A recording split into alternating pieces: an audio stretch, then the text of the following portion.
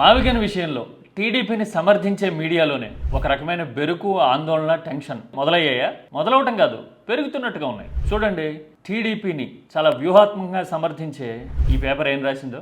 బాబు గారు ఒళ్ళు దగ్గర పెట్టుకుని పనిచేయండి అని ఏకంగా బ్యానరా పెట్టేశారు. నేనైతే అలాంటి భాష వాడను, కానీ అందులో రాశారు కాబట్టి నేను కోట్ చేస్తా ఉన్నా. ఇంకేమన్నారో చూడండి ఒకసారి. జగన్ మావిగన్ వెటకారం కాదు, హెచ్చరిక.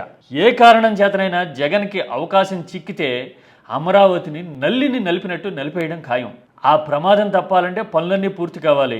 రైతుల త్యాగాలతో లాభం పొందాలనుకోవడం దేవుడు సొత్తు తిన్నంత పాపం. జనం లేని అమరావతి బూత్ బంగ్లా నగరంగా మిగిలిపోతుందని గ్రహించలేకున్నారేమి? కలల్లో భ్రమల్లో బతకటం మాని నేల మీదకి రావడం చంద్రబాబు బాధ్యత అని రాసింది. చూసారా, ఇందులో చాలా కీలకమైన విషయాలు ఉన్నాయి.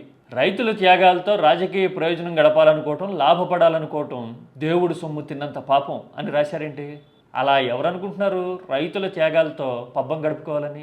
జనం లేని అమరావతి బూత్ బంగ్లా నగరంగా మిగిలిపోతుందని కూడా అన్నారు కదా. అంటే మావిగంలోనేమో 60 లక్షల మంది జనం ఉన్నారు అని ఓ పక్కన మాట్లాడుతున్నాము, అమరావతిలో గట్టిగా 1,00,000 మందే ఉన్నారు కదా. అందుకని వ్యూహాత్మకంగా కీలకమైన విషయాన్ని ఇక్కడ ప్రస్తావించింది ఈ పత్రిక.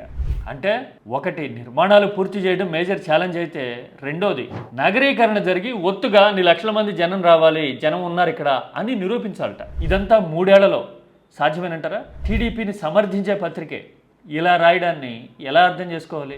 కామెంట్ సబ్జెక్ట్ ఓరియంటెడ్గా చేయండి.